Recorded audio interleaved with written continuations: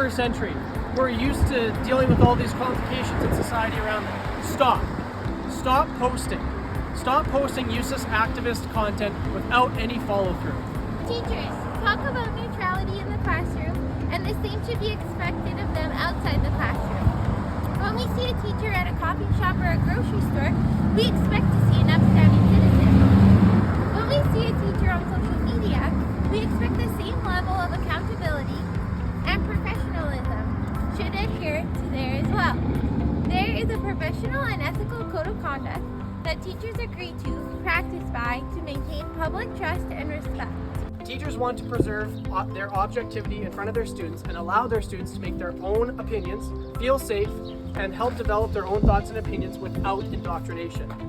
They do not want to hurt relationships with parents, students, or colleagues who may feel differently than they do. I mean, come on, who has ever been convinced by a Facebook post? No one. All you end up doing is upsetting people and creating worry about professional repercussions, especially when a teacher uses an account that they use for their own professional and work-related reasons.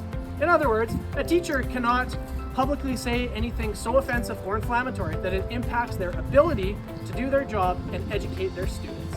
Teachers are independent presenters of politics relevant to today's society and discussions based on students and curriculum where personal opinion and biases should not be brought into the discussion or presentation.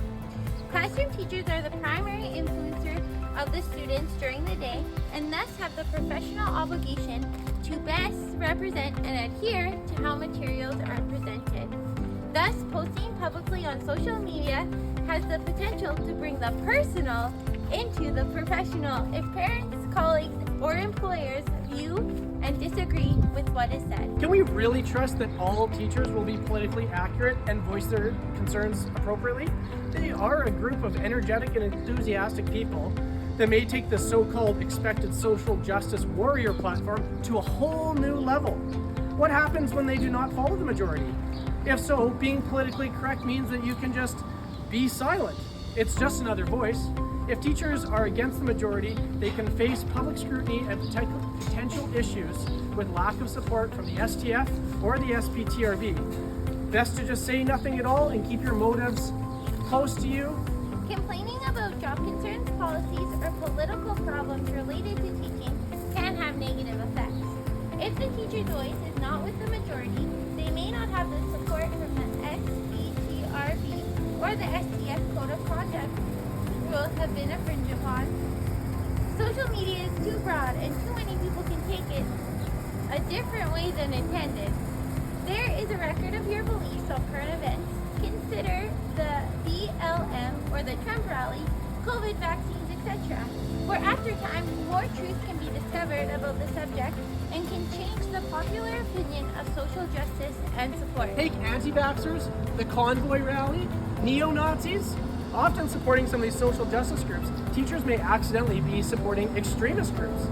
The social justice keyboard warrior may seem like a great idea at the time, but that slacktivism only means that teachers are accidentally leading their families, the public, and their students to believe that they are far more extreme than people may feel comfortable with. This can create mistrust, proven bias, and questions from parents wanting their students to even be in your class if your beliefs do not align with theirs.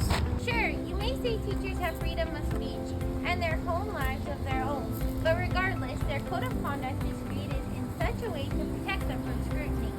These posts may not be a problem until they become a problem, giving ammunition to others to use against you. Keep it close, keep it in your wheelhouse. The teachers union may be there to protect teachers when they see fit, and posting or rattling the cage cannot get you fired, but it can result in moves, transfers, or lack of support from your school division. The squeaky wheel always gets the grease. Teachers in Saskatchewan saw their own STF president, Patrick Mays, change positions after a few years of being a public speaker and public scrutiny throughout COVID while challenging the government. They know all too well the results that can come from digital activism. When working a full-time job, why would a teacher want to work all day and go home and continue the fight on the internet with a bunch of random people?